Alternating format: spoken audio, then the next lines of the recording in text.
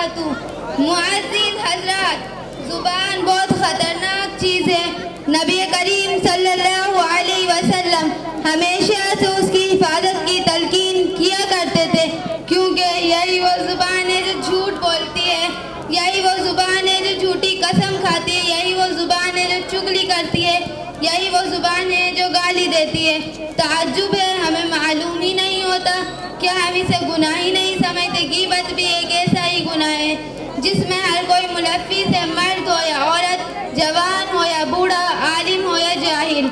इसलिए आप हजरात के सामने गीबत पे एक ड्रामा पेश करने जा रहे हैं जिसके किरदार हैं अज़मीना, सास वलिया, सास की पड़ोसन सहेली जोया, बहू महविश, बहू की पड़ोसन सहेली अफशा।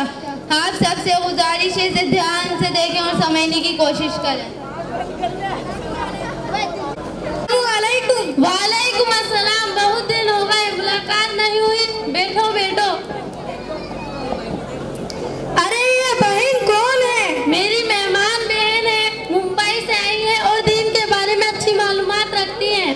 अरे आपा जान, मैं तो बातों बातों में खैरियत ही पूछना भूल गई। खैरियत से हो? कहाँ की खैरियत, जी रही हूँ जैसे तैसे, एक ना एक दिन दुनिया से जाना है।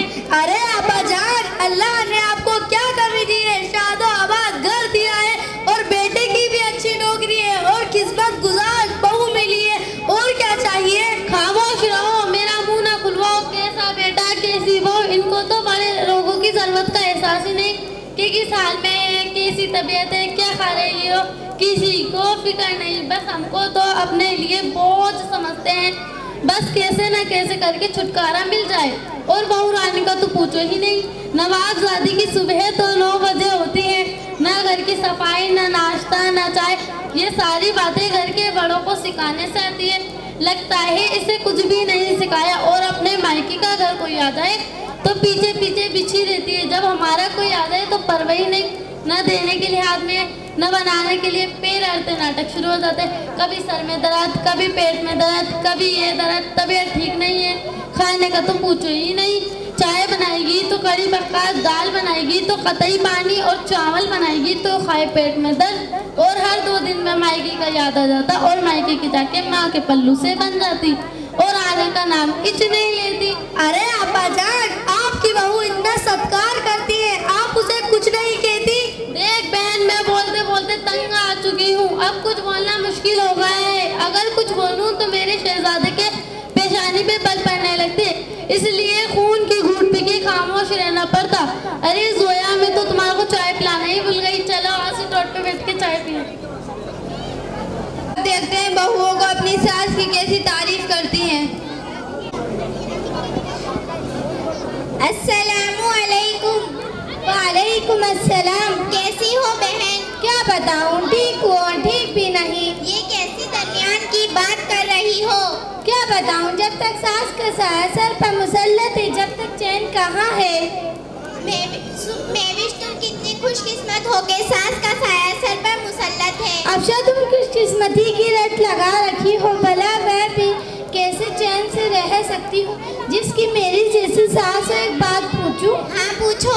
औरतों में सबसे खुशकिस्मत औरत कौन है, तुम्हें मालूम है? नहीं। वो सारे लोगों की माँ हजरत हव्वा अलैहिस्सलाम है। वो क्यों? क्योंकि उनकी कोई सास और ननद नहीं। तुम अपनी सास से इतना परेशान क्यों हो? वो सास नहीं, परेशानी का घर है। जब देखो तो नाक चढ़ाए मुसल्लत रखती है। मैं खाना खाऊं तो परेशानी में उठती, तो परेशानी में बैठती, तो परेशानी में सोऊं, तो परेशानी में कुछ बोलूं तो गुस्से में, कुछ ना बोलूं तो मगलूर। मेरे हर कामों में नुक्ता चीनी हिम्मत में। अब जाई की भूल कर भी ना सुनो। अब तुम ही बताओ, मैं इस और क्या दे सकती हूँ? मेरे हालचाल छोड़ो, तुम अपना सुनाओ। क्या बताऊं, मुझे तो जरा भी चैन नहीं। मेरी तलाकशुदा ननद है, दिन और रात सर पका रही है। मैं तो नौकरानी बन गई हूँ, उसकी भी खिदमत करो और उसके बच्चों की भी। नखरे अलग, ये अच्छा नहीं, वो अच्छा नहीं, हर वक्त ताने सुनने को मिलते हैं। डबल डबल खाना बनाना पड़ता है। अभी मैं नाश्ता बनाने में लगी रहती हूँ, मेरा तो खत्म भी नहीं होता। नंद और उसके बच्चे सारा खा जाते हैं। अगर मुझे खाना खाना हो तो खाना फिर बनाना पड़ता है, या फिर बचा कुचा खा लेती हूँ।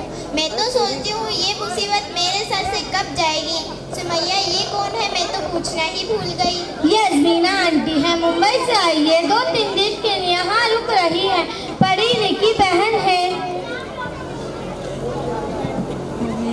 अरे अजमीना, अभी तक तुम इन दोनों के पास ही बैठी हो। आइए सासू माँ। माफ करना आंटी, हमने ध्यान नहीं दिया।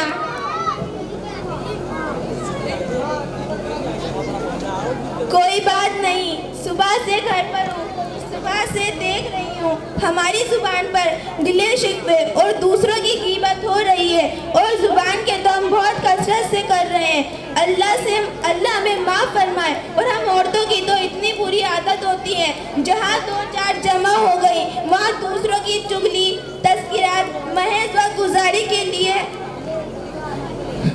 शिकवे और ग़ीबत करते हैं। इसके नुकसान का हमें ज़रा भी अंदाज़ा नहीं। सुबह मैंने वलिया आपा और उनकी पड़ोसन और अब तुम लोगों की बातों पर ही मैं गौर कर रही थी।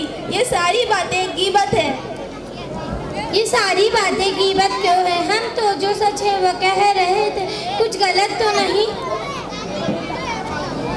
हाँ, अरे मेरी बहनों, सुनो तो सही। ग़ीबत कहते ही हैं जिसकी तुम पीठ पीछे बुराई कर रही हो और ऐसी बात जो उसमें नहीं तो वो बहतान है।